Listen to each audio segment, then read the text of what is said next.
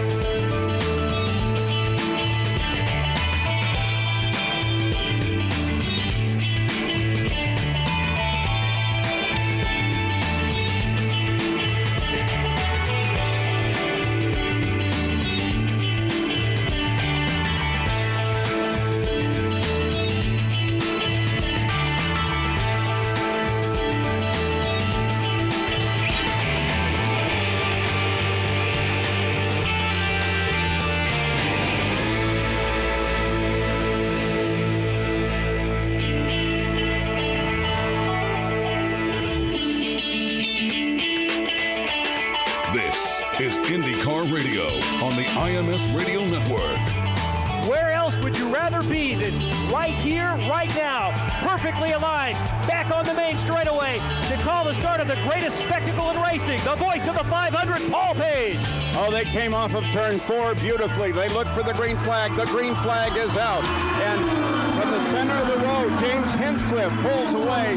Howard tried to duck over behind him, but Hinchcliffe is in front. They must have found something with that car because he was not happy with the balance, not happy with the amount of horsepower he could have during that first run. Marco slides that bright yellow and blue Snapple car into pit lane. The fueler will engage the hose and the 4 tire changers will go to work. Marco has charged to the front. His grandfather won in 1969. A good pit stop for Andretti as he exits pit lane. Hunter Ray slung past on the inside of that Carpenter. Marco Andretti in third, then Scott Dixon, Elio Castroneves.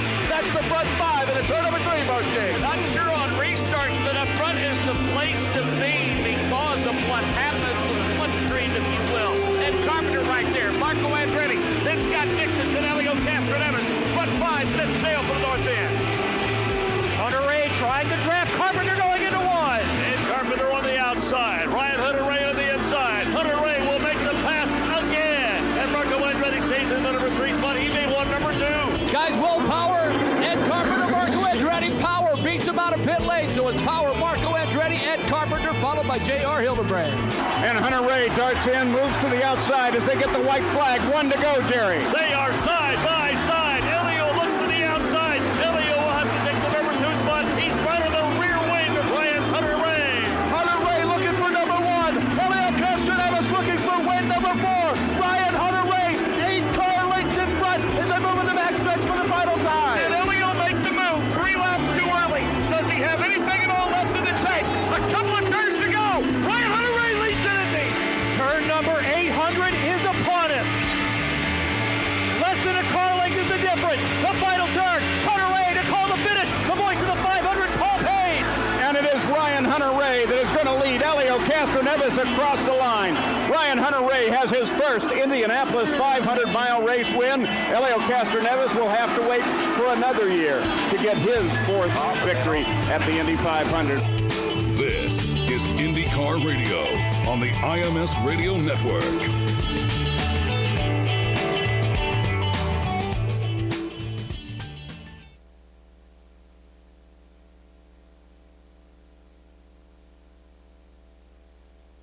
From the Firestone broadcast booth, it's time for the Verizon IndyCar Series on the Advance Auto Parts IndyCar Radio Network. Well, if it was chilly and wet 1 week ago in Detroit, it's exactly the opposite as we're in Denton, Texas, just north of the Dallas-Fort Worth complex for the Verizon Indy cars at Texas Motor Speedway. Temperatures expected to go into the mid-90s today. Of course, the race is on Saturday night. A little bit cooler at that time, but still, we also have nice, clear skies overhead. Mark Janes is alongside. Mark, it sure is good to be here and out of the rain, isn't it? It's good to be warm, that's for sure, Paul. And we're not just going to be warm. We stepped off the plane yesterday and noticed an obvious difference in the conditions here and the humidity level and whatnot. It's summertime, and it's the IndyCar Series. Things should heat up literally and figuratively, Paul. And it's always been a tremendous combination, the Verizon IndyCar Series and Texas Motor Speedway. Understandably, some concerns over the fact that what had become the hallmark of racing here at Texas Motor Speedway, because of some changes over the past couple of years with this DW12 chassis, some of that racing, pack racing, if you will, has fallen by the wayside, or had fallen by the wayside. The president of Texas Motor Speedway, Eddie Gossage, was none too subtle about his desires to see that form of racing return, and I guess we'll see notable changes, which we'll discuss over the course of this weekend, to these cars, and hopefully it'll result in what has traditionally been one of the most exciting races on the circuit. Well, actually, one of those changes you can see as the cars roll out on the track. In fact, just completing the first lap for many, and they'll be right back in to make sure that everything's hooked up together properly. But they now have a device, closure panels they call them, at the rear of the car in the attenuator area left and right. And they say that's going to help a couple of things. It's going to increase downforce, and we should be able to get a little closer to one another as they race this incredible racetrack. Yeah, and again, we talked to a couple of series officials this morning before we went on the air, and make no mistake about it, there are a lot of interested eyes in terms of the powers that be, not only from the technical side but the management side, and they want to see just how these cars respond and react to the changes that are made. More downforce put into these race cars, and so we'll see if all of the changes that they have made in this combination today results in an alteration of the type of racing that we've seen here over the past couple of years. Well, a week ago in the cockpit of the number 5 car, normally occupied by James Hinchcliffe, who of course is still recovering from his injuries suffered in practice at the Indianapolis Motor Speedway. And by the way, all of our good wishes continue to go out to James. It's sad to see him away from the series, and we'll look forward to getting him back. But a week ago, we were talking Conor Daly. Now we are talking Ryan Briscoe.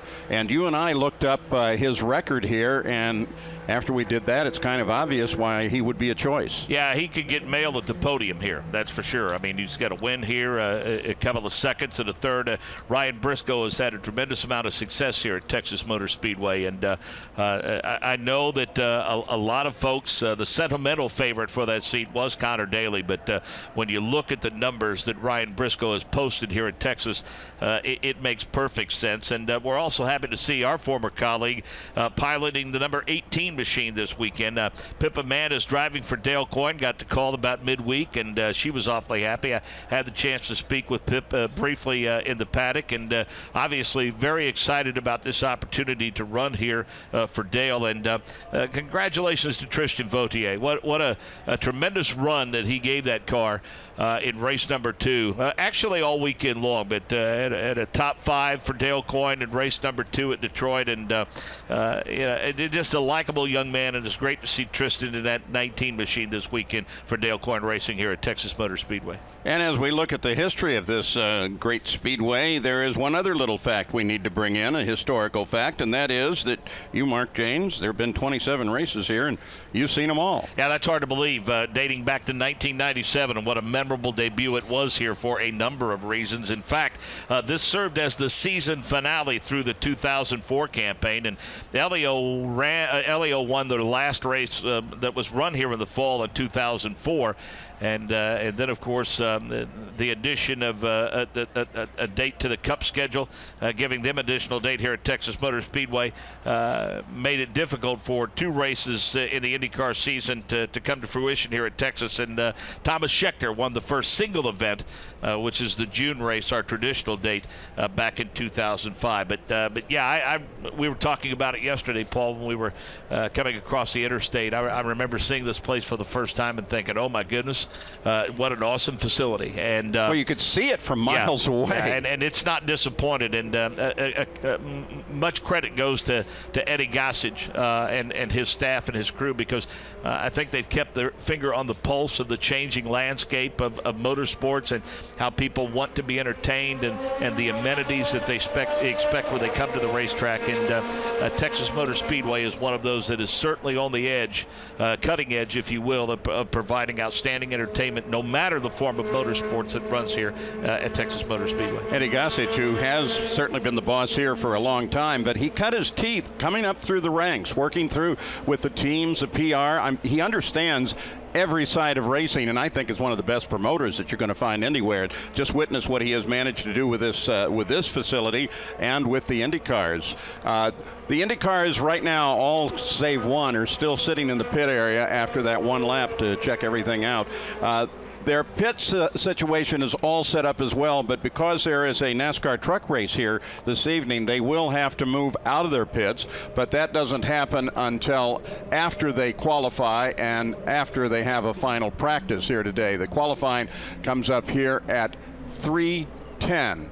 And that's Central Time. That's time right here. I can tell you as a former pit reporter, I'm very thankful for how wide that pit road is. Speaking of being able to move pit boxes out and make room for others, sometimes places like Long Beach and our beloved Indianapolis Motor Speedway, it gets a little tight with all the fans and all the activity that goes on down on pit road. But certainly no question, again, everything's bigger in Texas, and those of us that either currently work the pits or have worked the pits are thankful that pit roads are bigger in Texas, no question. Our position here is on the suite level adjacent to the press box, and it's fairly comfortable in here, though I have to admit the sun is high in the sky and it's warming this area up just because of the extent of glass that is in front of all of us to enable us to see the track. On the other hand, Nick Yeoman is down. He's right in the heart of it. Nick, how is it? It's really not too bad right now, Paul Page. Certainly a lot warmer than what we experienced a week ago in Detroit, and that is definitely a positive. Right now the ambient temperature up around 87 degrees Fahrenheit. That track temperature climbing as well. Saw it about 108 degrees about 5 to 10 minutes ago. It's already crept up to around 111 degrees. This is, as Mark mentioned, one of the better pit lanes. Lots of room to breathe. Certainly not going to be too terribly tough for a lot of these teams to move these pit boxes in and out. Also, there's a lot of room to look around and see this racetrack. That's one of the cool things about these ovals here at Texas Motor Speedway. You buy a ticket, you can see about the entire racetrack, and even the parts you can't, well, they've got that monster big screen, big hoss on the back straightaway for fans to enjoy as well. And not just the fans, I'll be honest with you, Paul, I even catch myself every once in a while looking away from pit lane and looking up at that gigantic big screen. Pit lane is right in front of me, victory lane right behind me, where one of these drivers certainly hopes to get to tomorrow night. One of the cooler victory lanes with the fire and the pyrotechnics. Eddie Gossage has certainly always done it upright in the 26 previous IndyCar races, and certainly we expect a very good show this weekend. You mentioned the track activity. It was pretty quiet early on, Paul. A lot of these teams just went out for installation laps. Tony Kanaan, really the only guy that went out for some extra laps. That has picked up here in about the last 3 or 4 minutes. A lot of these drivers starting to test out this racetrack. This is kind of an interesting day with just really one practice session before these drivers get to go qualifying, and then really only one half-hour practice session, call it happy half hour if you want, during race conditions later tonight to get ready for the race. So I would think that the schedule, the way it's set up, Paul, really going to benefit some of these veteran drivers here this weekend at Texas Motor Speedway. You mentioned, Nick, that huge big hoss monitor.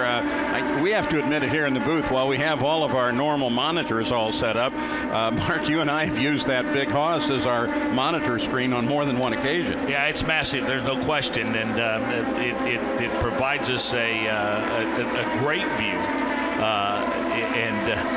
It is impressive, that's for sure. And the nice thing about it is I think even if you're sitting down low, if you're up high here, Paul, you pretty well see all the way around the racetrack. But some of those fans that maybe sit in the lower quarter of the bleachers, it gives them an opportunity to watch the action all the way around. And we're now beginning to get some of the times in that actually matter to us. Quick at the moment is Scott Dixon. He's in with a 2:15.3. It's followed by Marco, 2:14.8, then drops all the way down to 2:10, and that's the 98 car of Gabby Chavez.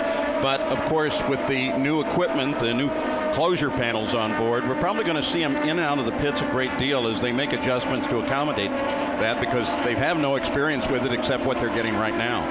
Scott Dixon continues to turn the fast lap, 215.314 miles per hour. And we've got Chavez, who's getting close to double digits. So, you know, numbers continue to go up. And the schedule is somewhat abbreviated, Paul, because this low it's a different kind of schedule, isn't it? They prepare for qualifying a little bit later on this afternoon. Then they're going to warm up kind of under race conditions later this evening, and then basically have a systems check this morning that won't even result in a lap being turned tomorrow, and then they'll go racing tomorrow night.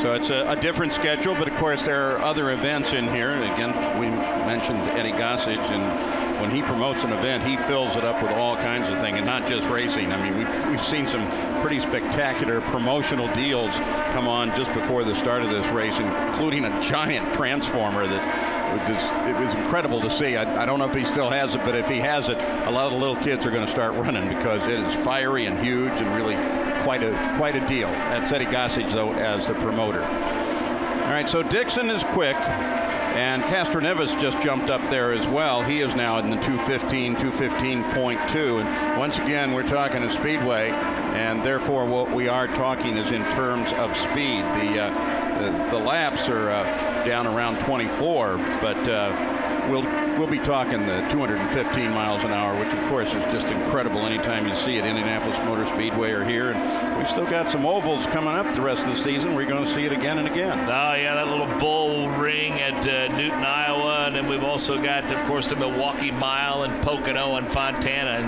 and of course got Toronto coming up in the not too distant future. So some great venues, as is always the case each and every year of the Verizon IndyCar Series. Nick, are the teams reacting to these new closure panels yet? I haven't seen a lot of reaction so far. Certainly it is the great curveball that has been thrown to a lot of these teams. Good opportunity to catch up with David Malzer of Racer Magazine. He's here covering the IndyCar Series. Racer does a great job every week. You're kind of flying solo. Your partner Marshall Pruitt's not here this weekend, correct? Yeah, he's heading over to Le Mans. But we got Robin here as well, splitting his duties between NBC and Racer. So together we've got it covered. Yeah, it's one of these tracks where one person can see all the way around. It's a wonderful facility, and it's been 2 or 3 years since I've last been back here, and every time I love it. It's awesome. Certainly you guys cover IndyCar full time. What's kind of the reaction that you guys have noticed as far as the changing aero kits, especially when we come here to Texas with those enclosed panels around the rear wheels? Well, I mean, certainly there's a wide feeling among the better drivers that they don't want to see a pack race. They want to see cars being able to get away from the others. I understand that there are some fans that still look back to the previous generation cars and want to see it 3 wide all the way around. Although, to be honest, the surface here is now tricky enough where I'm not sure you'd get that anyway. As far as the actual, the proof is going to be tonight when they're all running in similar conditions to how the race will be, and they're all going to be kind of like running in a pack. And I think IndyCar have got it within their capacity to make a last-minute change if they find that it's easy flat for everyone all the way around. I've actually enjoyed the last 2 or 3 years because we've seen cars sliding at 200 miles an hour. How often do you get to see that?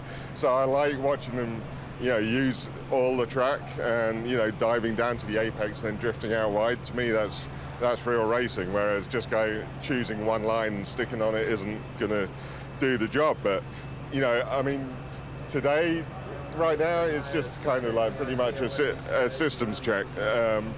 But after qualifying, once we get to the evening session, they're all out there and they're all going crazy.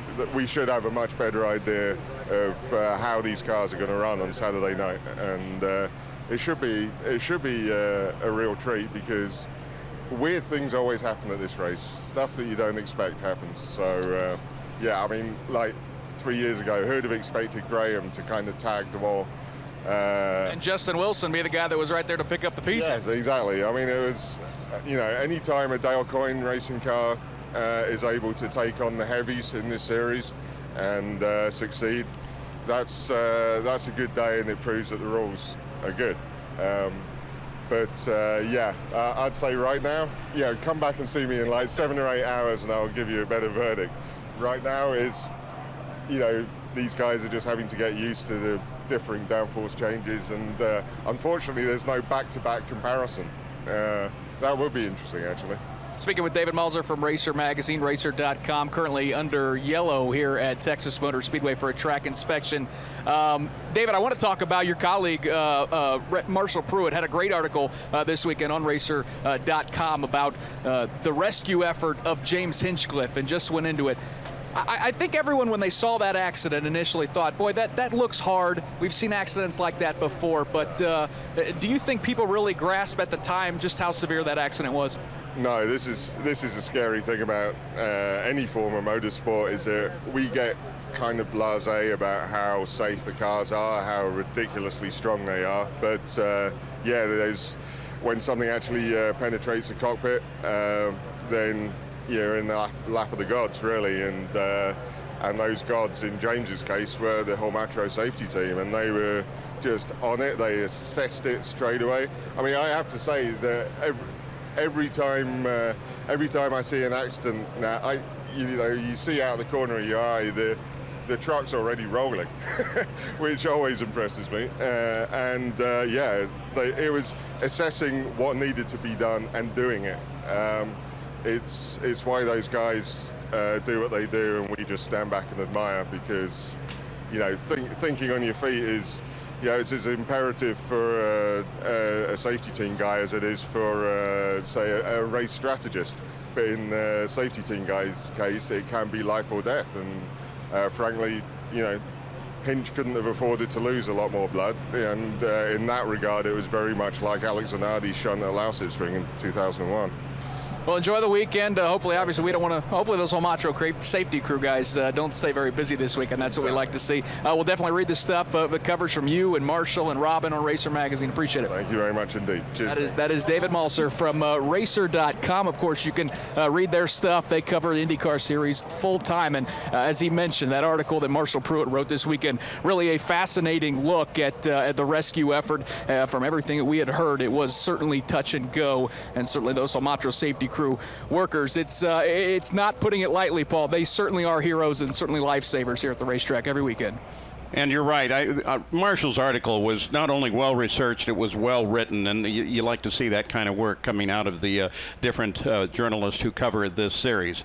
Well, we are still under that caution, though. They're getting ready to go back to green flag conditions here. The truck's still up on the track, though. I've been looking, Mark Janes, up and down the line to see what kind of approach the different teams are taking to their cars.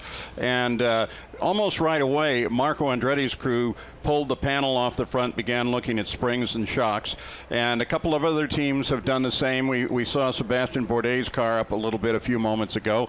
And we also ought to mention that once again we have a couple of livery changes. And if you are a TK fan, well, you're going to have to go now with silver and blue on the wings. Color change here once again for Tony Kanaan in the 10 car. Springs, shocks, wings, quite frankly, Paul, not much else they can do to them. Right. Given the rules and regulations of the lease program from Chevy and Honda. And yeah, at least early on the weekend, that seems to be the areas that seem to get the majority of the massaging, if you will. And right now, part of that over-the-wall gang, some of their primary responsibility is to get out there as quickly as they possibly can and get that umbrella over that driver's cockpit to try to keep them as cool as possible in these conditions. Vastly different. It's amazing.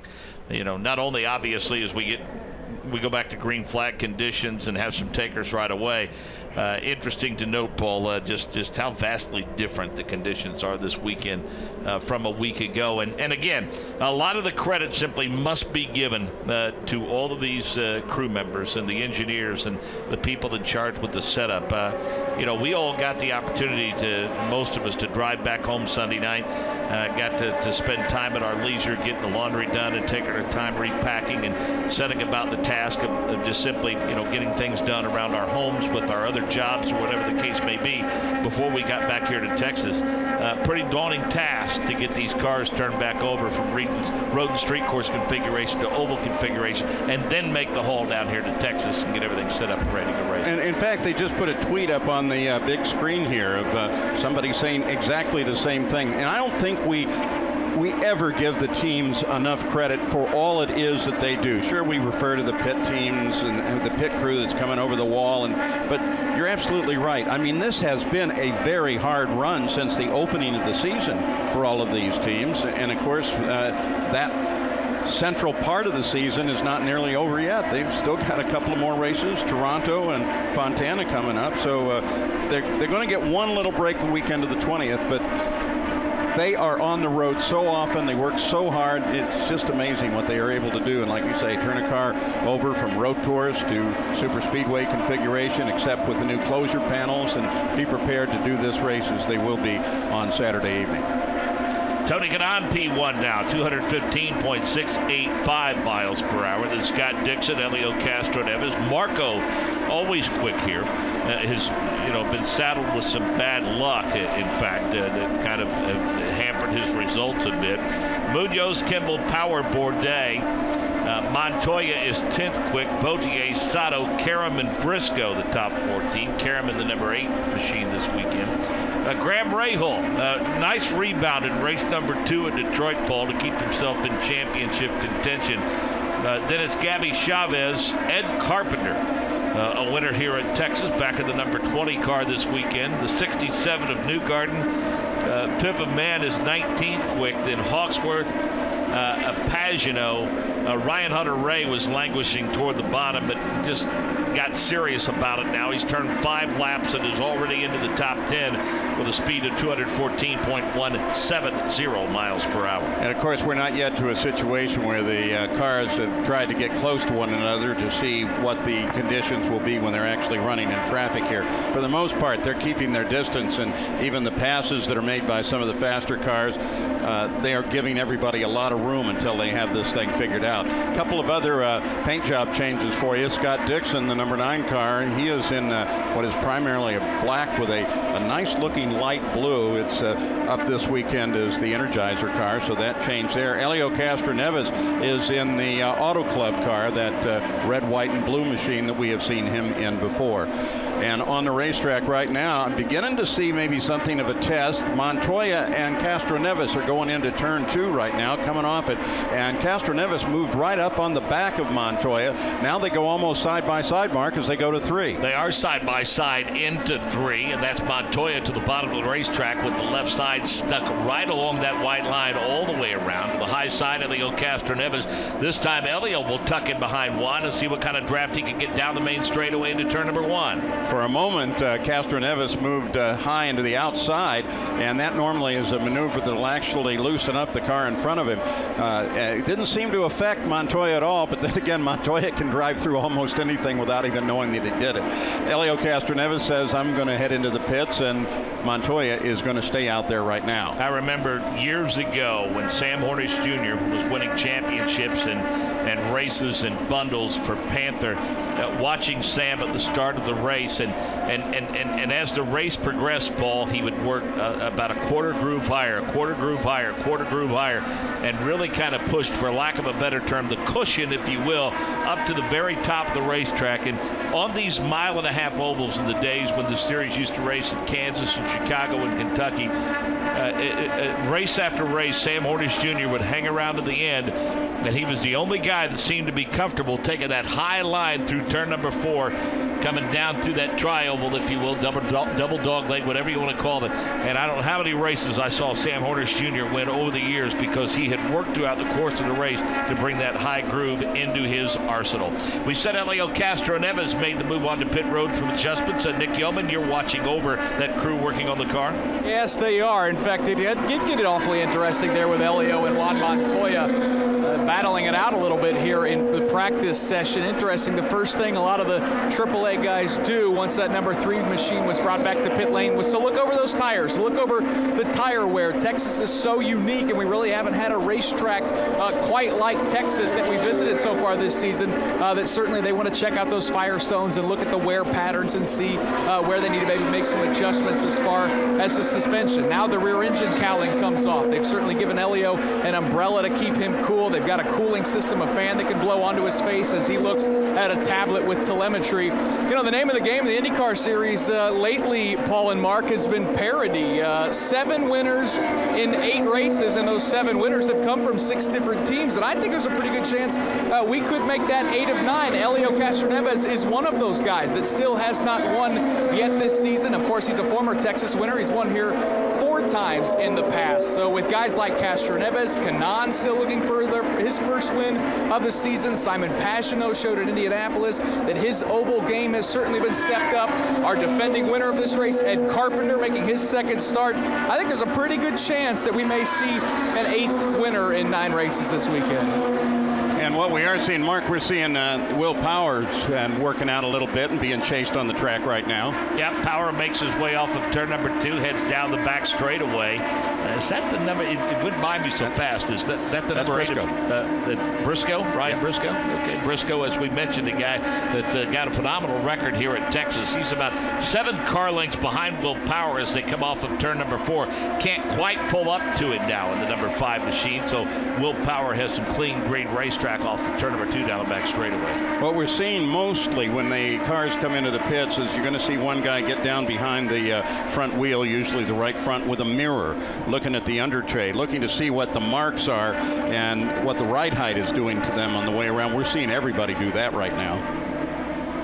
That will tell them, of course, whether or not they're bottoming out, and what they have to do with the springs. And like Mark said, springs and airfoils on front and rear are about the only thing they can mess with at all, and they can't mess with any of those wings all that much. They're actually in the negative degree area, and it isn't very wide. Kanaan, Dixon, Castroneves, Andretti, Carlos Munoz, the top 5. Hunter Ray, Kimball, Power, Jakes, and Bourdais, your top 10. Then Montoya, Rahal, Vautier, Sato, Sage, Karam, the top 15. Then it goes Briscoe, Chavez, Carpenter, Newgarden, Pippaman, Jack Hawksworth, and Simon Pagenaud. Of course, you're not, you hear some of those names toward the bottom. You wonder what's up with Ed, what's up with Briscoe, what's up with maybe Takuma Sato. Bottom line is this: practice. We're not in tune to the specific checklist that they have for this particular session, and they're working through that list. And the hope would be, I'm sure for all of these teams, is that as this session progresses, you will see some of those folks start to move up timing and scoring as the speeds start to climb as well. Of course, our old booth partner, Pippa Mann, got the call on Tuesday to come drive, and she seemed pretty excited about it. You saw her this morning. Well, I'm not. It is what it is, and I'm telling you, folks, if anyone at all questions not only the ability and more importantly the toughness of Pippa Mann, I could tell you that was a massive hit that she took at the Indianapolis Motor Speedway. And of course, her traveling with us over the past couple of years and getting to know her beyond, just the media member and driver relationship, and getting the opportunity for all of us to have dinner together and whatnot, and spend time together. She was quite a warrior on race day in Indianapolis, and still not, I don't think 110%, but she is just in such tremendous shape. That I think ankle still bothers her a little bit, she said this morning, from that hit along pit road. But she was, again, I think thrilled to get the call from Dale Coyne. Just went yellow here. And a track inspection for the caution. And I know that she's looking forward to giving that number 18 machine a good ride this weekend. So we have a caution flag up again, a yellow. This is for a track inspection, and Tony Kanaan is quick at 215.6. If there's one thing Firestone's learned over its 100 years in racing, it's that if you don't keep moving forward, you're going to get left behind. So even though Firestone has more Indy 500 wins than any other tire on the planet, we're always more concerned with what we've done for you lately. That's why we're constantly trying to make our tires stronger, last longer, and handle better than ever. And we bring that same commitment to every tire we make, whether it's for the racetrack or for the open road. Whatever you drive, drive a Firestone. From the Firestone broadcast booth, the Verizon IndyCar Series on the Advance Auto Parts IndyCar Radio Network. And as this track inspection, the second one of this session, continues, vehicles just slowly moving around, especially here on the front side of the track, and making a complete inspection. One of the Homaltro safety team up in turn number 2 right now. And of course, when you're traveling these speeds, 215 plus as an average, you want to make sure that track is in great condition. Let's talk a second, if we can, Mark, about Graham Rahal, the number 15 car, which is almost directly across from our broadcast booth. Of course, still has Steak and Shake up there on the engine cover, but is also carrying the MyJack sponsor this weekend. There's a historic sponsorship, goes back a long way. But what a great time Rahal has had. And he's been on the podium in the last 5 races. I mean, he's really coming forward, and that car is performing. Now we got to get him a win. Yeah, I think Graham has come into his own with some of the changes that have been made. And let's face it, it's not all of a sudden, some sort of interjection of ability or talent into Graham Rahal. It's always been there. And just for whatever the reason, the circumstances haven't panned out for him. But certainly some changes have been made within the interior of that race team, and whatever changes were made during the offseason, certainly, the right combination is something that they've hit upon. And I agree with those that say that there's, I think, a certain amount of importance tied to the success of names like Rahal and Andretti, and that's not to take anything away from an Elio or a Kanaan or any other drivers up around pit road, but let's face it, that's the opportunity to connect today with a little bit of yesterday, Paul. And one of the things about motorsports is the importance of its history and tradition. And those are 2 pretty iconic names when it comes to motorsports. And I think both Marco and Graham being successful on a regular basis, I think overall is very, very good for the sport. The Indianapolis 500 and the IndyCar is actually the first to be able to claim onto those legacy drivers because of its long history. And we see other sports, of course, doing it very much now. But the legacy guys, the fathers, sons, in some cases the grandson, that's pretty important to the sport. And as you see the new names come in and it shift, it's fun to watch. You've got your guy, you're cheering him on, you're totally with it, and then you see him kind of move a little bit to the back, and then the new guy comes in, and the rotation, the living aspect of this series is always pretty exciting. I'll admit, I want TK and Elio and Dixon and those guys to stay at the top of their game and be successful and win races as long as is possible for them. They have brought so much to this sport and to their fans and fans in general, and they're all tremendous ambassadors for the sport. But also admit for us, being so involved with the Indy Lights presented by Cooper Tires, Paul, there is a certain amount of satisfaction for guys like me and Nick Yeoman, who have covered these young guys for so many years, to see guys like Vautier and Newgarden and Sage Karam and Gabby Chavez and Charlie Kimball and others have the success that they're having by coming up through the Mazda Road to Indy Series. So, Nick Yeoman, I guess we can be satisfied to the fact that we're enjoying a little bit of yesterday, today, and tomorrow when it comes to drivers winning here in the Verizon IndyCar Series. Yeah, and the winner a year ago here at Texas was Ed Carpenter. Tim Broyles is the strategist on the pit box. All right, what's the game plan for this practice session? I know you guys don't get a lot of time here this weekend, but how slow are you guys taking it to get up to speed here? We had come out here with the game plan. There's a lot of configurations to try with our Chevy Aero kit, so we're just working through some mechanical balance changes we want to try, just working on changes for conditions right now. This team found it last year here at Texas, found something that was so fast. Do you anticipate to find that same formula, or has enough changed with these aero kits and everything that it's a clean slate? Well, that's a tough one to answer because you come back with what you started with and see how the new kit will work with that, and then you just adjust from there. How happy has Ed been happy to get back in this race car? I know everyone had to be awfully disappointed with the result of the Indianapolis 500. To come back to a racetrack where this team found success, are spirits a little bit high? Oh, yeah. I mean, we're excited to come back here. We love coming to Texas. It's a great facility. They do a really good job promoting this event, and we just want to come put on a good show for them. Final thing I want to ask you, obviously the big change to these race cars this weekend with those closer panels near the rear of the race car. Have you guys found anything early on about those? Again, we're just kind of working on the balance. You don't have a lot to compare to with and without at this facility, so we're sneaking up on it. Nothing big right now. I'd appreciate it. We'll let Tim get back to work. Certainly, the engine fired on Ed Carpenter's Fuzzy's award-winning vodka Chevrolet, that number 20. And that's the thing, Paul, with these enclosures, and I'm actually looking at one of them. They're very neat because when you look at the back of the race car, you can't see those rear tires, and certainly that's what they want to do. Close up that area, prevent any air getting in those rear wheel guards to create any type of lift. And unfortunately for a lot of these teams, it is trial by fire because simply there isn't a lot of data. They didn't have these in Indianapolis, and certainly with this one practice session, it's going to be kind of trial by fire here for this first 75 minutes. Well, you just heard they headed back to the track. Thanks, Nick.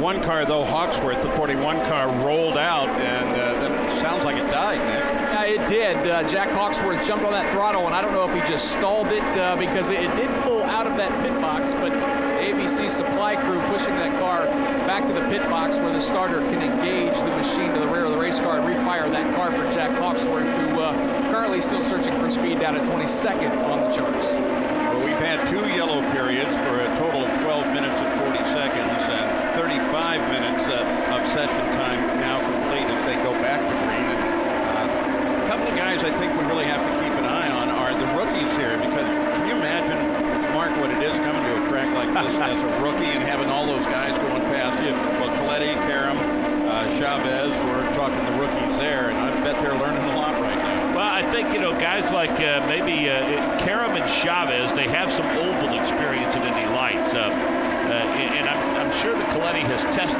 some, and of course he has the Indianapolis Motor Speedway under his belt. But with the banking here, Paul, that makes this a vastly different animal than I think what you find at the Indianapolis Motor Speedway. And perhaps some issues with the car for Coletti. He's only turned 3 laps in this session, but Tony Kanaan, on the other hand, has only turned 7 laps, and he's P1. So perhaps in this session for some, it's a quality and not quantity. Paul, now that the Indianapolis 500 is well in the rearview mirror for everyone except for perhaps Juan Montoya, we can tell you that what Detroit did was tighten things up from a points championship a little bit. Now that we've cleared the month of May of the 500, the focus will be solely upon points week in and week out.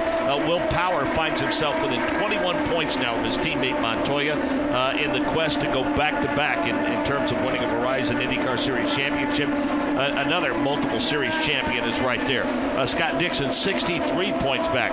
Elio Castroneves, again, without a championship in his incredible career, is 65 points back, and thanks to that rebound in race number 2, Graham Rahal is within 69 points of the leader. So a pretty good 5-horse race coming into this weekend here in Texas, if you will. On the front straightaway going by now, Will Power and Juan Montoya together on the track. They were side by side coming down the front side. Then Montoya moved to the front. Now they're coming off at turn 2. Power lags back a little bit. Another car coming up on both of them at speed. That's the advantage of having a multi-car team. You can go out there in pairs and in tandem and work together. We saw Montoya doing just that earlier with his teammate Elio Castroneves. So 4 cars headed down the straightaway now. The lead car in that pack is Tony Kanaan, trailing at the end of that the number 19 of Tristan Vautier as they work their way off turn number 2 and head down the back straightaway. And while on one hand you say, well, they're actually separated by some distance, in terms of the effect of the car in front of you, they are all within the effect of one another, and no doubt trying to learn how deep does that go and where is it stable and where do I have some disruption.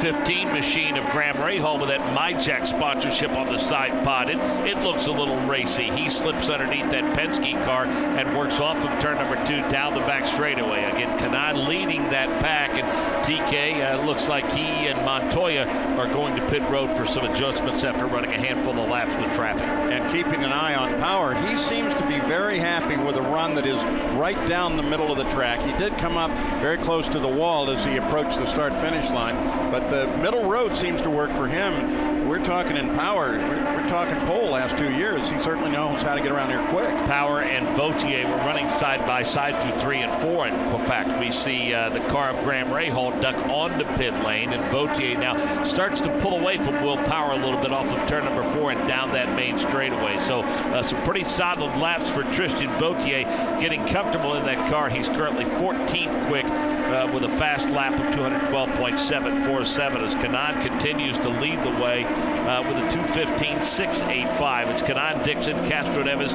Andretti, and Munoz your top 5. Then Hunter Ray, Kimball, Power, Jakes, and Bourdais the top 10. Montoya 11th quick at 2:13.333. Then Graham, Simon, Baggio, Vautier, Sato, Mann, Karam, Briscoe, Chavez 19th quick. Ed Carpenter is 20th quick. Then Joseph Newgarden, Jack Hawksworth, and Stefano Coletti. And when Montoya just came in, the Penske team, as they always do, did a complete pit stop just to keep in the rhythm of the whole thing. They do that every time they bring a car into the pits. But Montoya in the cockpit almost immediately said, give me that tablet that gives me the times and speeds of everybody else. And they handed that down to him. For the most part, it seems like the check here is to see what those Firestone Firehawks are doing for that team. We have a caution. Over in 2, some smoke. Ryan Hunter-Ray. There's a report into the wall, turn 2. Backed it in. That looks like a pretty big hit, Paul. The rear of that car is gone. I'm not sure what happened. We'll have to wait to see the replay, but Ryan Hunter-Ray sits to the bottom side at the exit of turn number 2. And what we talked about earlier, the rescue team, the Maltro safety team is already there. They're going to work first guy up to the cockpit of the car. The car's actually down on the inside, took the inside wall. One of the things that, though I don't think it has any effect here, but one of the things that they've been cautioned about from time to time is the transition from the pit lanes up to the banks of this track. They're still straddling the car and talking to Ryan Hunter-Ray, so we'll keep an eye on that and see what happened there. At the moment, though, no indication. It just suddenly we saw a puff of smoke coming off of turn 2, and yellow came out. And from our vantage point, we can see the rescue vehicles, but we can't see Ryan Hunter-Ray's car. It's totally backed into that wall. Driver of the DHL machine, former Indianapolis 500 and series champion, bringing out a caution here at Texas Motor Speedway with Kanaan in P1, Dixon, Castro Neves, Andretti, and Munoz. Hunter-Ray had been 6th quick. We hear from race control that Ryan Hunter-Ray is out of the car. That's great news. Kimball, Power, Jakes, and Bourdais, your top 10. Big win by Sebastian Bourdais in race number 2, Paul. It's mindful. You're just reminded of just the 33rd win of his career. Just a tremendous run for Bourdais and that KB Racing team. And while they have Ryan Hunter-Ray out of the car, the rest of the safety group is up looking at the debris field behind the car, which is not all that much, but they have some pieces, not all that large, up in the center toward the top of turn 2, and of course the car is down on the inside. So we are under yellow, and this is the first time we've had it for anything other than a check of the race course. And we'll of course continue to follow up and find out exactly what happened to Ryan Hunter-Ray. Yep. If there's one thing Firestone's learned over its 100 years in racing, it's that if you don't keep moving forward, you're going to get left behind. So even though Firestone has more Indy 500 wins than any other tire on the planet, we're always more concerned with what we've done for you lately. That's why we're constantly trying to make our tires stronger, last longer, and handle better than ever. And we bring that same commitment to every tire we make, whether it's for the racetrack or for the open road. Whatever you drive, drive a Firestone. From the Firestone broadcast booth, the Verizon IndyCar Series on the Advance Auto Parts IndyCar Radio Network. Welcome back to Texas Motor Speedway as they prepare the Indy cars for the Firestone 600. On the air here, of course, IndyCar Radio be on the air Eastern time at 8 o'clock tomorrow night here in Texas. That's actually 7 o'clock that they will start the race. We have qualifying at 4:10 this afternoon Eastern time. And how about an update on Ryan Hunter-Reay? Nick, you say you have one? Yeah, not exactly sure what happened. I just spoke with Rob Edwards, who is the strategist for Ryan Hunter-Reay on that pit box. I asked him if Ryan said what happened or what might have gone wrong, and he said that Ryan just said, I got too high, got in the marbles, and the car got sideways. So we're going to make our way to medical, hopefully get a word with an Indy 500 champion, Ryan Hunter-Reay, who was awfully quick in this practice session, 6th, before having that accident, Paul. Well, at least we have the good news that Ryan Hunter-Reay was able to analyze the accident immediately. He'll go. Of course, the medical team always takes the driver in, make sure that adrenaline isn't hiding something that might actually be a real problem. In fact, Mark, you and I were talking about that just today, about those times when the doctors finally decided, you know, if we have any kind of a head injury at all, we really need to take a very hard look at that, because we have, albeit a long time ago, lost drivers to such conditions as the subdural hematoma. So now that driver, no matter what, is going to come in, and they're going to find out, is he really ready to go back? Bottom line is that technology exists to answer most, if not all, of those questions. So I think it's better to err on the side of caution when it comes to maybe giving them a good head-to-toe look-see versus via, for instance, an MRI. We just got to look at the replay, Paul, and we didn't really see the replay in terms of seeing the actual hit. We caught it just post. So there's a look at it, and yeah, the car just broke loose, and he made some pretty sizable contact with that outside retaining wall, and it destroyed the rear end of that race car. Yeah, car just broke loose on him. Yeah, that's and right. Left quite a few parts up there that are already cleaned up, though. But once again, that's something everybody's been watching as well. Well, I did see, again, a little bit more of an extended replay. And first glance of the damage, Paul, indicated that he backed it into the wall straight on and destroyed the rear of the race car. But it kind of went in at an angle between the wing and the left rear wheel. And I think going up the banking allowed him to scrub off a little bit of speed. I'm sure that he felt the jolt, there's no question. But again, because of the design of the DW12 and the safer barrier here at Texas Motor Speedway, I think, you know, Ryan Hunter-Reay is going to get a look-see at the Infield Care Center, but that could have been much worse. Here at Texas Motor Speedway, they help the fans out by marking the turns, and there's a big sign up, Texas, it's turn number 2, and Ryan Hunter-Reay hit just to the right of that. You can see the mark of the tires riding the wall then, and almost came straight down and across the track. So that's actually for us, Paul, because we're not very smart. Well, exactly, but I was trying to blame it on everybody else too. So Ryan Hunter-Reay brings out this caution. We now have 3 yellow periods so far. The car is up. The wrecker has it in the air, and they're slowly going to bring that car back to the garage area here.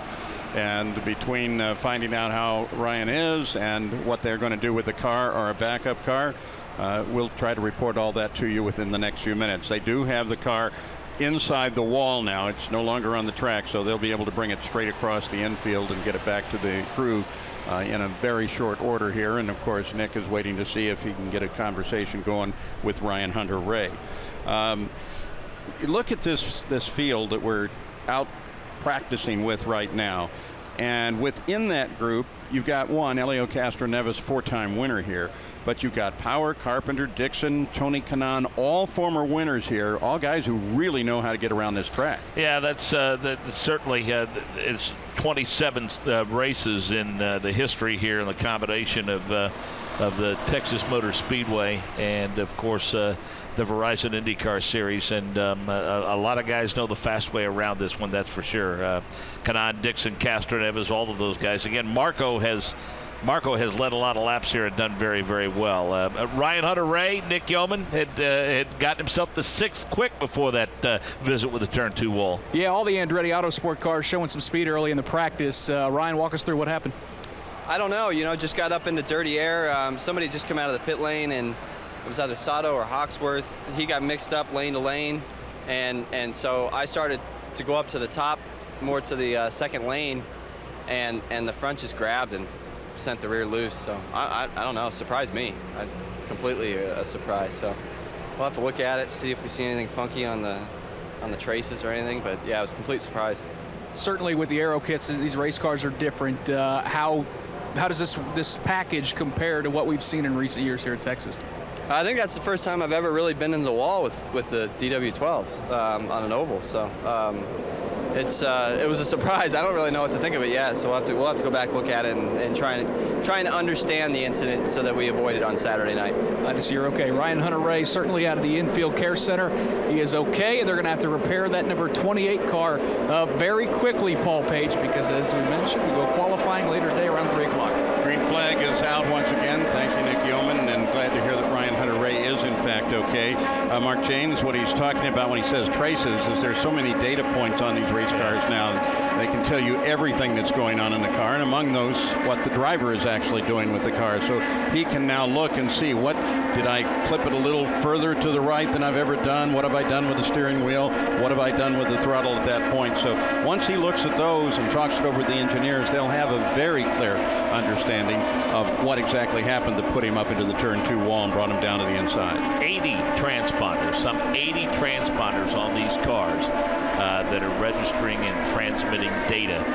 So, you know, those folks that you see up on the pit boxes with all of those computer screens in front of them, those aren't televisions which just give them timing and scoring in the race. That tells them absolutely anything and everything that's going on within the confines of that race car, from wheel to wheel and nose to tail. And of course, what you're talking about there is basically what the telemetry is capable to give.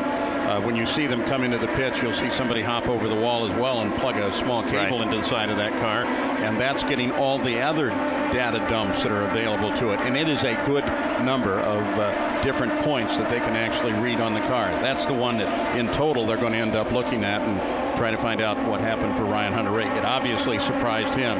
Mark, look at the group that we have coming off at turn 4 right now. They came out of the pits all together, and they've kind of ganged up coming down the front straightaway. Dixon goes alongside of Montoya, and then that's a pretty hefty group behind them. Yeah, Briscoe's in there. I think Will Power's in the middle of that. Graham Rahal appears to be there. We see Montoya to the bottom side of Rahal now as they set up for turn number 3. That's a pretty good gaggle of cars, as we often say, as they make their way off of turn number 4, and they work their way across the start-finish line now. Karam leads that pack, then his teammate Dixon is behind him. As we mentioned, Rahal is in that foursome, and or that bunch rather, and Elio was trying to get involved in that too. There's about 2, 4, 6, 8, 9 cars involved in that freight train, if you will, that makes its way off of turn number 3. And while earlier they were tiptoeing, as we saw just before this yellow came out, now they're beginning to try and learn everything that they can. TK goes inside of Montoya, and they go side by side through turn number 1. Montoya drops back on the middle line while TK goes down low. They come through 2. They come down the backstretch. Montoya is still staying high on Tony Kanaan as they go into 3. Yeah, we've watched Montoya now throughout most of this session. Seems to be working to the middle to the high side of the racetrack. Just like works Power. His way down to turn number 1. That's the 10 car of Kanaan that he's chasing. Simon Pagino also getting his paces in this pack that's bunched up pretty well now, working its way off of turn number 2. Kanaan, on the other hand, seems to be able to work the car right down on the line most of the way around the track. That's totally different from what we're seeing out of the Penske cars. Well, that's the short way around here. There's no question about that. The closer you can stay to the bottom of the racetrack. There goes Dixon. There goes Sage Karam. We see Ryan Briscoe out getting some paces in. Vautier, and there goes Newgarden in that 67 machine. Joseph Newgarden looking to work his way up to speed and hopefully get an opportunity to do some drafting. Here as we see Juan Montoya or Power. I think it might have been Power that just worked his way around Graham Rahal. Kanaan is still quick, 215.6 miles an hour, followed now by Dixon, 215.3, 215.2 for Elio Castroneves. Marco Andretti in at 214.8. Big weekend for Marco Andretti sponsor. Snapple's headquartered here in the area, and so obviously they're pretty excited about having their guy in their car out here, and you can bet there are going to be a lot of parties going on around that. Graham Rahal to pit road for some adjustments. Same for the 67 machine of Joseph Newgarden. An update on speeds. Kanaan holds steady at 215.685. Dixon, Castroneves, Andretti, Munoz your top 5. Then Hunter Ray, Charlie Kimball quietly worked his way up. He's turned 29 laps in the session, Paul, and is currently 7th quick at 214.095. Then Will Power, James Jakes, another quietly efficient session for Jakes. 23 laps turned with a speed of 213.446. Bourdais, 10th quick. Then Montoya, Graham, Pagenaud, Vautier, Karam the top 15. Sato is 16th. Pippaman is 17th quick. Briscoe 18th quick. Then Chavez and Carpenter 20th quick. Ed's only turned 10 laps in this session. Coletti's only turned 12. He's 22nd. Forgot to slot Newgarden in there at 21st quick, and Jack Hawksworth is 23rd quick right now. The disparity between the fast lap, 215.685. The slowest lap turned in by Jack Hawksworth at 209.932. Scott Dixon just brought that blue and mostly black car into the pits, and once again what we're seeing, and it's normal operation anytime a car comes in for a practice, but there seems to be a little more focus on what the Firestone engineer is doing with each car, because they immediately take a temperature gauge and actually put what amounts to a small needle down into the tire, and they generally do it 3 places across the tire to find out if the temperatures are even, if it's getting warm to the inside or outside, and that helps tell them exactly what the car is doing. In fact, you go back to the day before telemetry and everything, they had 2 ways to tell what was going on with the car. They would measure the temperatures across the tire, and they'd look at the spark plugs, and if the spark plugs were nice and beige and the temperatures were even, then they knew they had a car at least halfway balanced out. After that, it simply had to be what the driver wanted. And of course, with the onset of now the incredible telemetry that they have available now, it makes the job easier, and it also allows them to advance that much quicker. Nick Yeoman. Ryan Briscoe just brought that number 5 for Schmidt-Peterson back to pit lane, and as you mentioned, the Firestone engineers immediately go to look at those tires to check the wear here during this practice session. Good opportunity to catch up with Conor Daly, who was in that car just 5-6 days ago at Detroit. Gave it a pretty good run. I know the conditions were miserable. They kind of were what they were. Pretty happy with the results of that weekend? Yeah, I mean, it was pretty crazy. I mean, we almost had a shot at winning, so it felt really nice just to be out there and be fighting with these guys out here. There's a lot of great drivers in this series, and it was a lot of fun. I can't wait to just get back out there. I mean, it gave me such a great feeling inside, and I just want to keep racing. As well as it went in Detroit, we start putting 2 to 2 together. Are you guys working on trying to get you in this car in Toronto here in a week? Yeah, I mean, that's the goal. I think, Ryan was kind of already planned on being in for this race when he was subbing at Indy, so I kind of sort of knew that. I wasn't really going to change unless I, won everything in Detroit, but it's all good. I mean, he's super quick here, super experienced, and I'm still new at this, so hopefully would love to be in for Toronto. I know that's the goal, so just have to wait and see what happens over the next few days. As a guy who grew up in Indiana, you followed IndyCar your entire life. What was it like being at the front of that field and having that car P1 last weekend? I mean, that's what you live for. That's what you dream of. Leading guys, it was Hunter Ray, Power, and Castroneves, and a lot of quick guys, and even Elio came up to me this morning and said, "Hey, you did a great job." So that means a lot to me. I mean, these are guys I've watched for forever, so just cool to have a shot at it, and hopefully we can come back and have a few more shots at it. That's awful high praise. Enjoy the weekend. Thanks, man. As Conor Daly did a great job leading some laps, ended up in the top 5 or 6 in one of the races at Detroit. Certainly did a great job, Paul, and a lot of fans really want to see Conor Daly in a race car, and from everything that I've heard, I think there's a pretty good chance he'll be piloting that machine next weekend in Toronto. Well, he has, yes, you're right, a tremendous fan base, Nick, and the other part of it, Mark James, is when you're talking Conor, he'll drive anything. He just wants to drive a race car. Of course, the focus for him is to be successful like his dad in Indy cars, but you put something, a motor on it and 4 wheels on it, and off you go. Caution flag is out. This is for a track inspection. Honestly, Paul, I think I'm not saying that he needed a stamp of validity. I mean, he's been successful in every form of motorsports that he's ever been in. But I think I'll always go back to Long Beach in the less than ideal conditions in which Conor Daly got thrust into last minute, replacing a replacement driver at the very last second and having to, I think, borrow a seat from Marco Andretti. He just happened to have his helmet with him. But all of those things came together, and he really drove a great race for Dale Coyne on that day. And so many people were just gutted for him having to park it on the parade lap at the Indianapolis Motor Speedway. Because, again, I've been in turn 3 for a long time at the Speedway. LAO, TK, they get loud cheers. Montoya gets a loud cheer. But Ed Carpenter and Conor Daly get among the loudest cheers because of the fact that they are they're of course Indiana natives. So we wish nothing but the best for Conor, and hope we'll see him at Toronto next weekend. Keeping an eye down here at the last pit before they head out onto the track. It belongs to Juan Montoya, and they just pulled the whole rear wing assembly off the car and replaced it with another one. Of course, that technique allows them to do setting changes on the wing over the wall and not have to do it pit side. So when Montoya comes out, we'll see what that has done for him. Will Power continues to practice with a line that takes him right down the middle of the racetrack. Marco Andretti on this last few minutes of the session was right there with Power and trying to stay middle of the track as well. So he's learning some stuff as well. How about the great champion, Mario Andretti? Nick, he's right there with you. Yeah, and he's standing here on the pit wall looking at his grandson, Marco Andretti, sitting in that Snapple Honda. All right, we come to Texas. This is a big, fast racetrack. Would you have loved an opportunity to race at a place like this? Oh, absolutely. Yeah, I enjoy driving my two-seater here.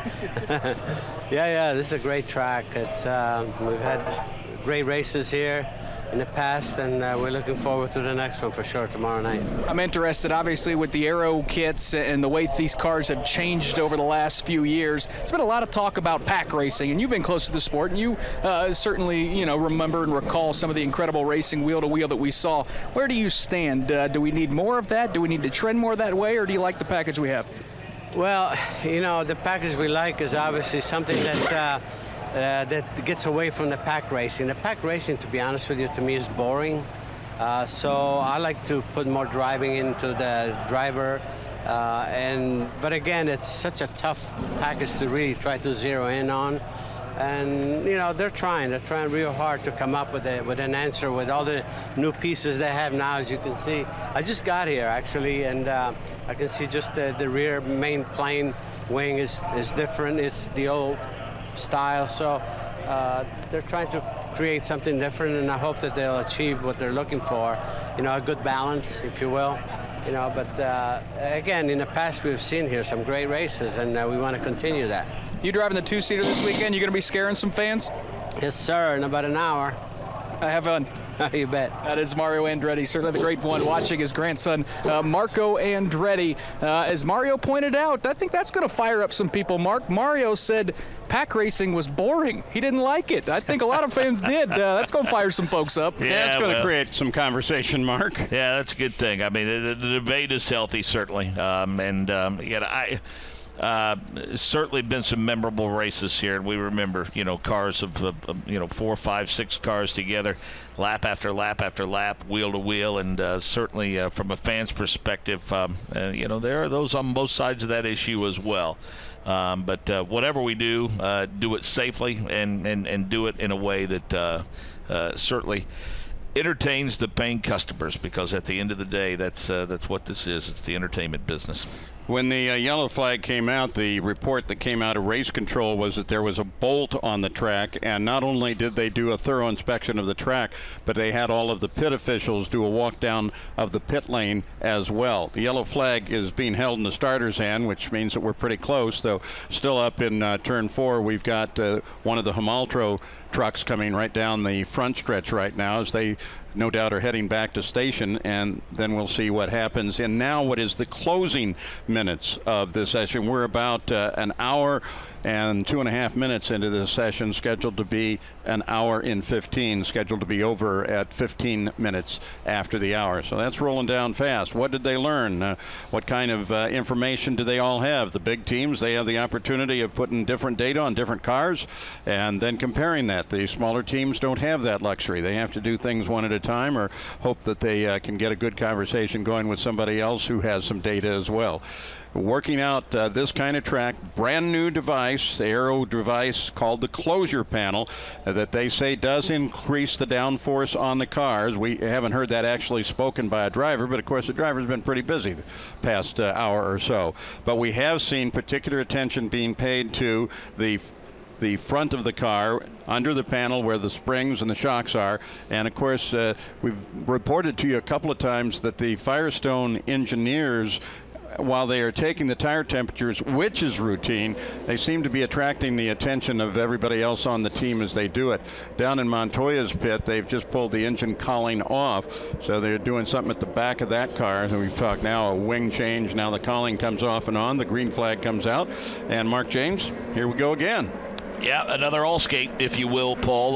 Quite a few takers, but still some continue to make the adjustments to the race cars and wait and see. So it's interesting, the chess game, and it's again, folks may not be aware of the fact that there is a checklist that I'm sure a plan, if you will, for the course of the weekend, and that's what all of these teams are going.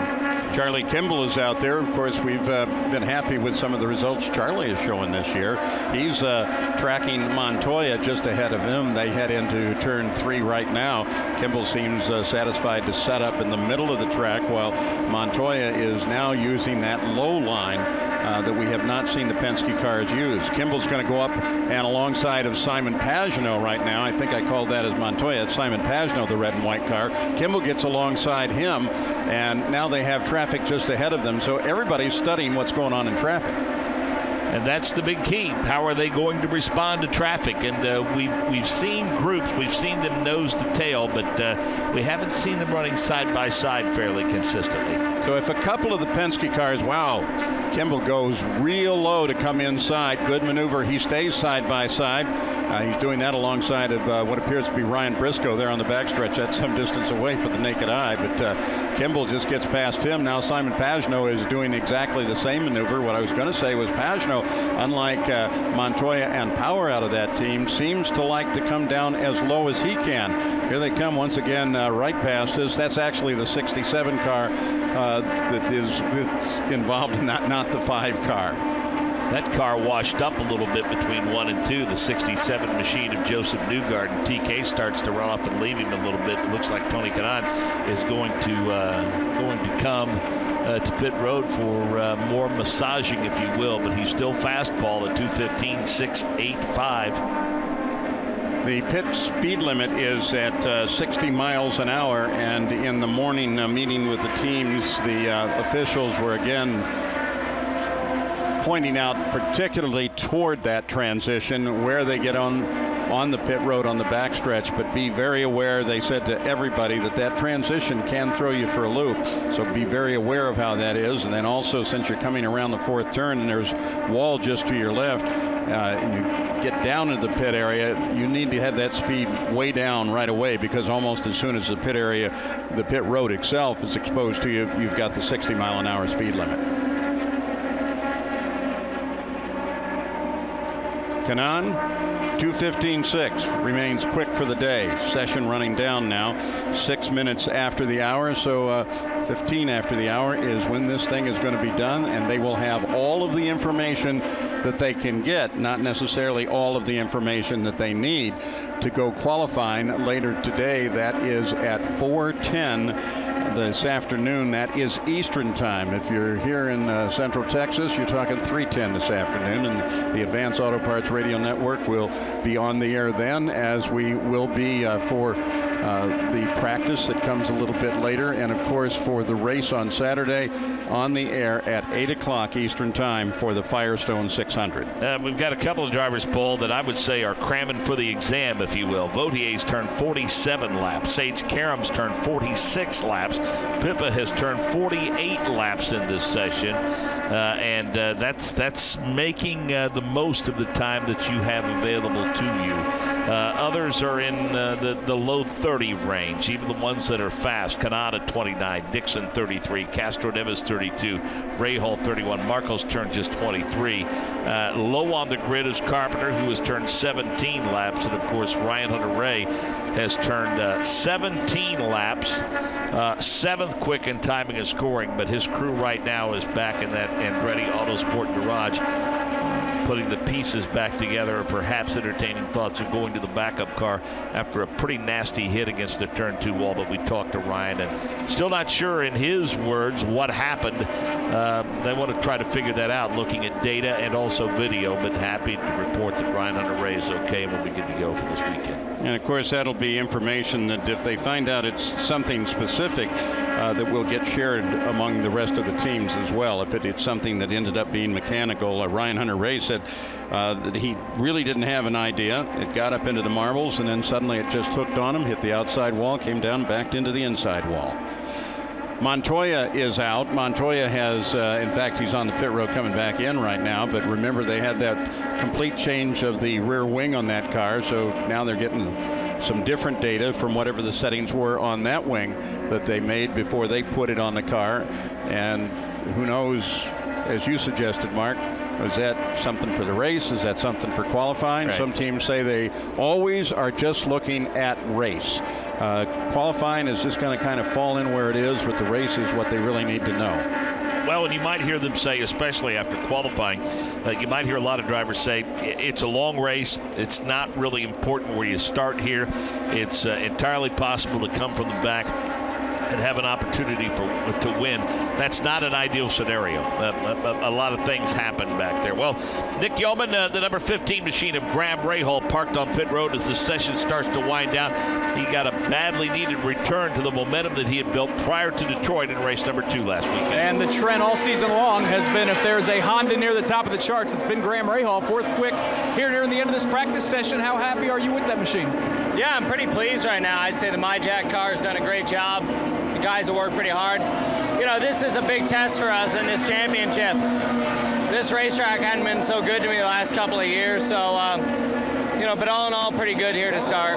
This is the first high-banked oval that we've been on this season. How do these cars with the aero kits compare to what we've had the last couple years? Well, I mean, seems to be pretty similar so far. You know, I mean, it's going to be pretty difficult. This race is going to demand a lot of the drivers and the team, so we'll see how it goes. I mean, this place is not easy. I mean, anybody that believed there might be pack racing here, it ain't happening.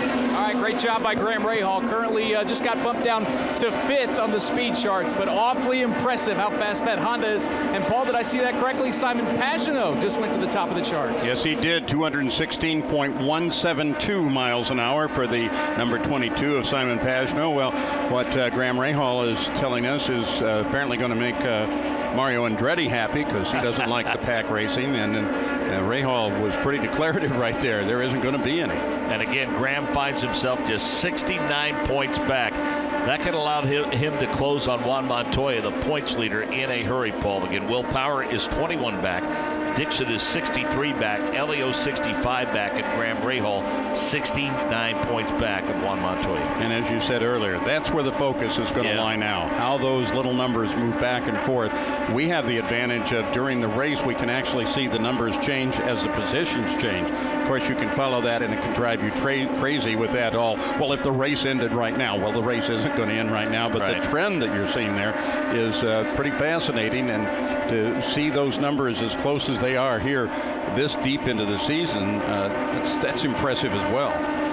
Montoya, Briscoe, Sato, Pippa Mann, Hawksworth, Coletti, Chavez, Carpenter, and Newgarden. Those are positions 15 through 23. As we mentioned, after Tony Kanaan has pretty well owned the top of timing and scoring throughout the course of this session, he has now been bumped to 3rd as Penske teammate Simon Pagenaud and Will Power run 1-2. Kanaan's joined by his teammate Scott Dixon. Dixie currently 4th in that number 9 machine. Then Castro Neves.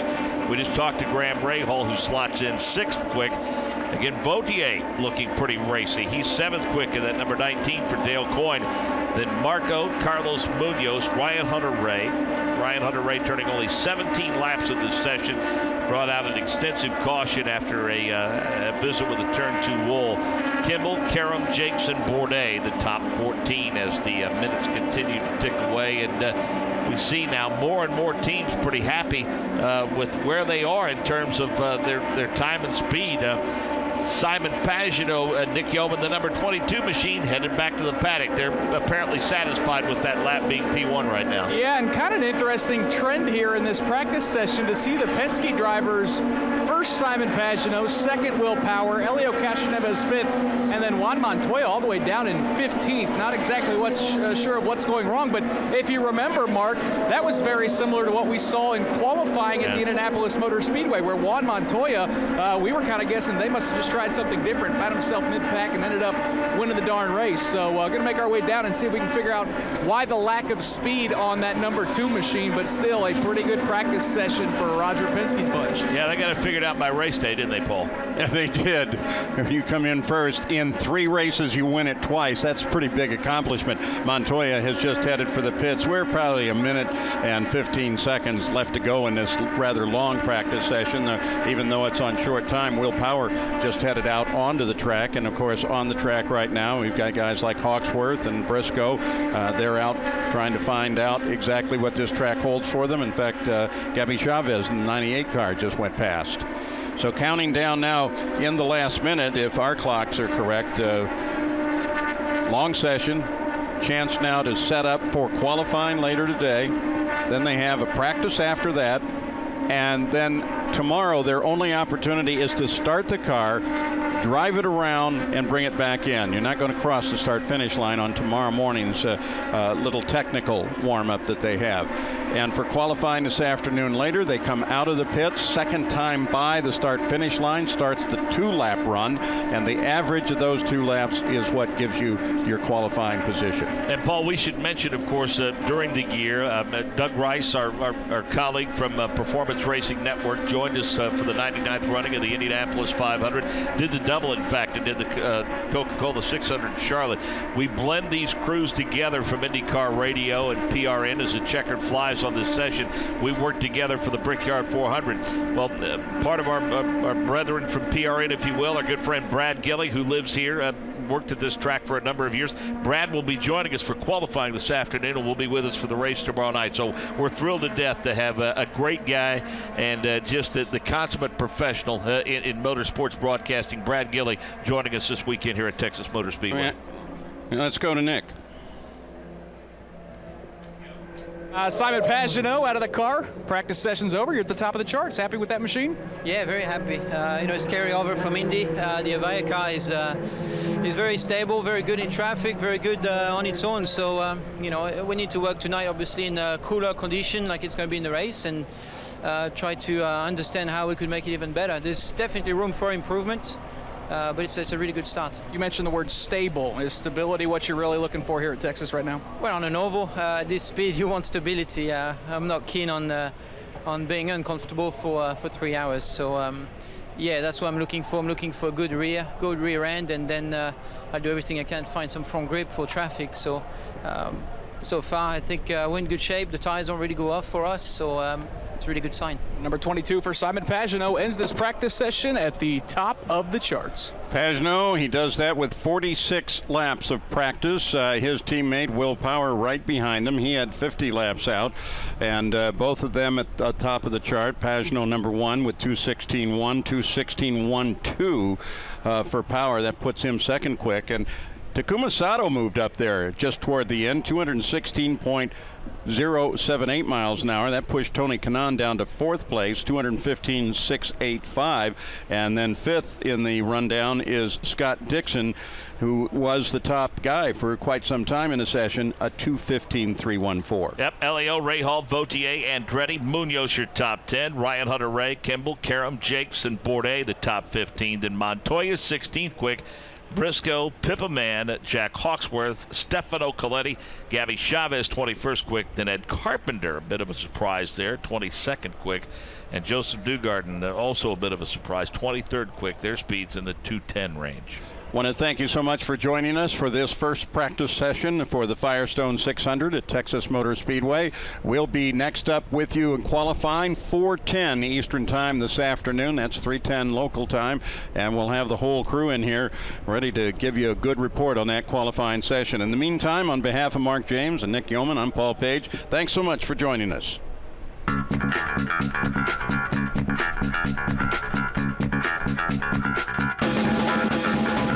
IndyCar Radio on the IMS Radio Network. A.J. Foyt down the main straightaway. The checkered flag is out. A.J.'s hand in the air. He is the winner. A.J. Foyt at Indianapolis has won his fourth 500-mile race. A.J. Foyt, our winner.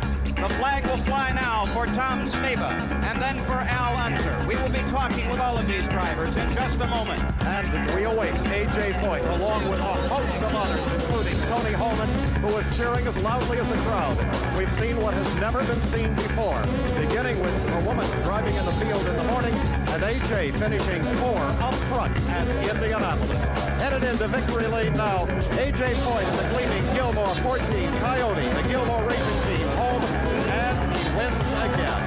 And there's the check flag for Mark Donahue, winner of the 1972 Indianapolis 500-mile race. Oh my goodness, we have 7, 8, 10 cars in a pack headed for one Jerry. Well, you talk about the crowd getting on their feet. They do. So far, so good. They are nose to tail. A little bit of room. There's about an 8-car pack in front of Gary Lee right now. Yeah, and in that pack, second place and third place. Little Al has gotten around Jack Villeneuve. He's back up to second, and now 2 cars separate second and third. Mr. Excitement is that youngster, that second-generation driver. We're impressed with Jack Villeneuve, but right now he's dropped to third. And there's Al Unser Jr., and then finally Rahal. Jack Villeneuve goes on the outside. He goes on. You can't go too wide in the turns. They're doing it today. They sure are coming through 4. Now they go single file. Maybe they got a little scared last time. Who knows? But going through 4 this time, everybody's single. They come toward the main straightaway, and Bob Jenkins. That was just a breathtaking moment. This is IndyCar Radio on the IMS Radio Network.